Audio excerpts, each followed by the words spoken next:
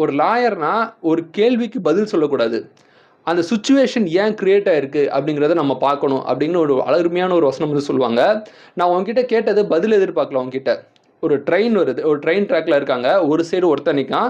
இன்னொரு சைடு 5 பேர் நிக்காங்க. ட்ரெயின் வேகமா அந்த ஒருத்தன் நிக்கக்கூடிய ட்ராக்ல வருது.